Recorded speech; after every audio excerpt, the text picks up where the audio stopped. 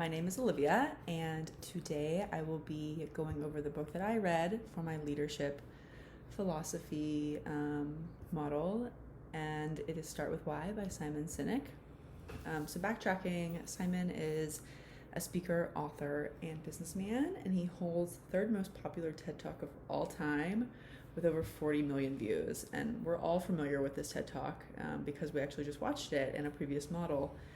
Great TED Talk. I think it's so informative. When I was onboarding for my first job out of college, my manager told me to watch this video, so I was a little bit familiar with it beforehand and always felt really inspired by Simon and wanted to read this book, and it was a perfect opportunity. So a brief summary is Start With Why is really just about finding that core mission of why you do what you do. Finding inspiration, because without a why, you have no inspiration, and vice versa. But when you start with your why, you don't need greedy salespeople to see success. Success comes by building loyalty. And Simon tells us about the largest companies in the world that have seen success over and over again because they started with their why. And when you start with your why, you radiate that mission through your team, right? So when these large organizations get bought out or overhire and just scale really large very quickly, it's watered down a little bit. You know, you don't have the founders coming in every day, and you kind of lose that mission of why, and so does your team. A great example from the book was why has Apple seen success over and over and over again, and vice versa.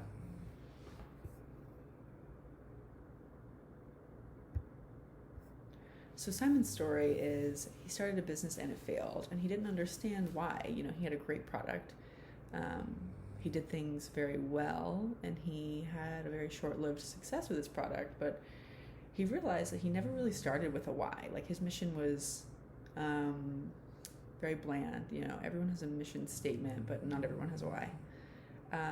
So he kind of mocked other businesses and saw what they were doing, and he marketed a how and a what, which was just his product. And when you market the product and its features and not the why behind it, the success that you see is just so short-lived. Some great examples of successful whys that I did through my own research, which really helped me, because starting with why just sounds so broad. Like, a lot of people get a mission statement confused with the core mission of the company, and they're not interchangeable.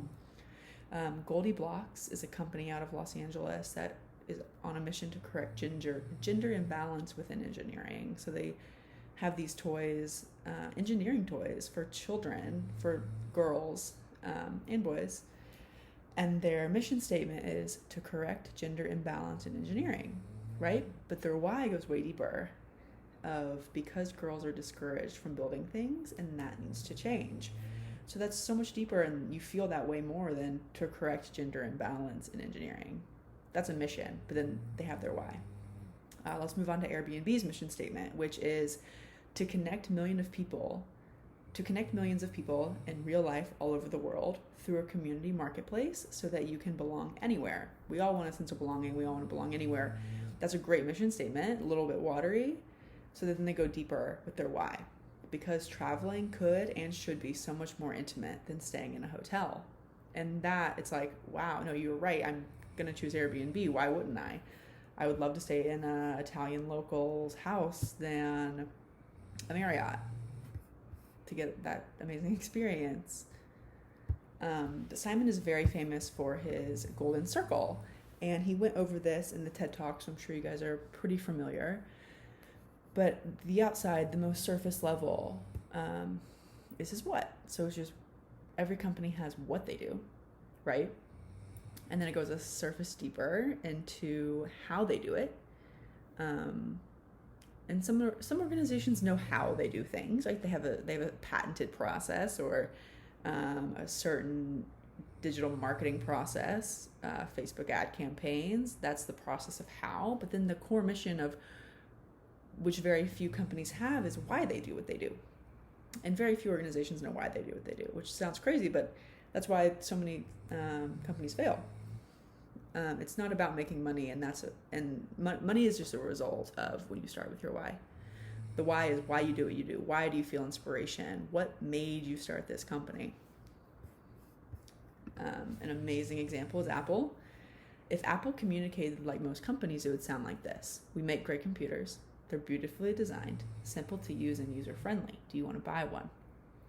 Which is what we saw with HP, Microsoft, Android. But how they communicated was different, right? They said, everything we do, we believe in challenging the status quo. We believe in thinking differently. The way we challenge the status quo is by making our products beautifully designed, simple to use, and user-friendly. And we happen to make great computers. Do you want to buy one? So they went so much broader than great computers, right? They didn't say we happen to make great computers in the entry.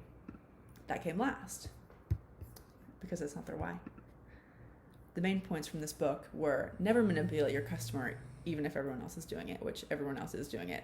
Manipulation can be so simple, like buy two, get one free. They're manipulating you to buy an extra so you get another one free. People don't buy what you do, they buy why you do it. People buy from you because they want to have a sense of belonging, which I'll hit to next a little deeper, but people want to be in on your mission. And when you attract like-minded individuals, they're going to be there to stay. The human desire traces back to a desire of belonging.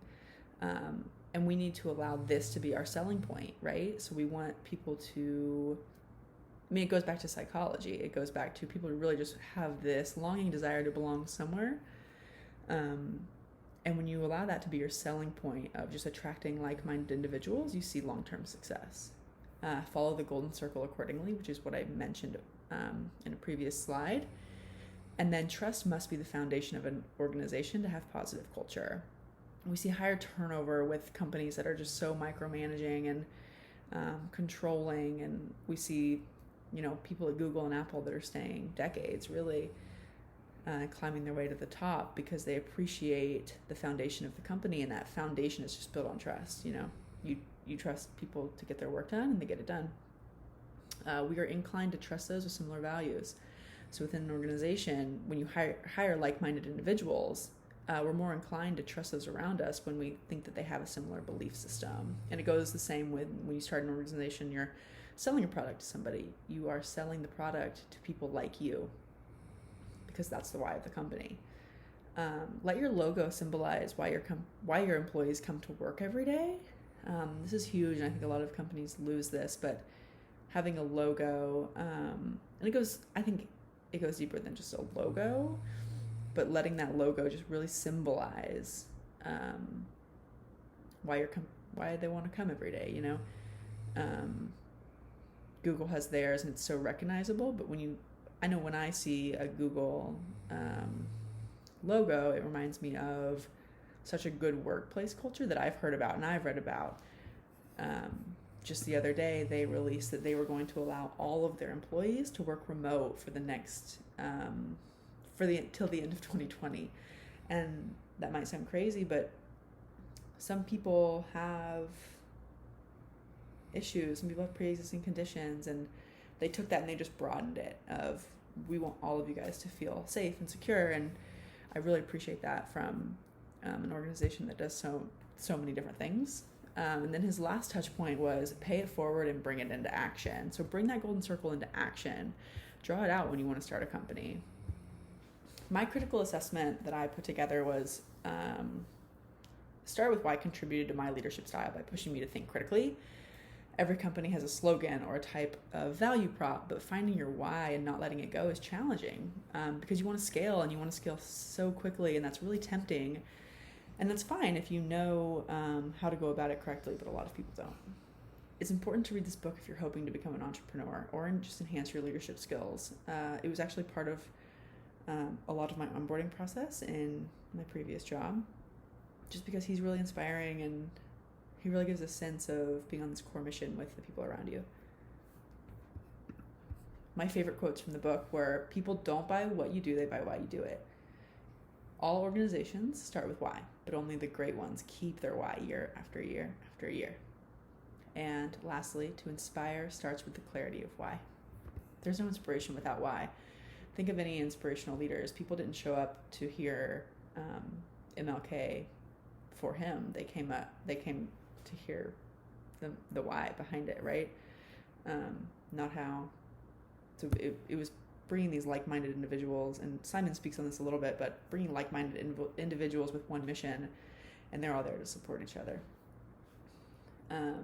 There is so much more to an organization than profit, and this really goes into how this book allowed me to view personal development. But in order to have profit, you must have good people. And to have good people, you must find like-minded team members with the same mission. And to do this, you have to start with why.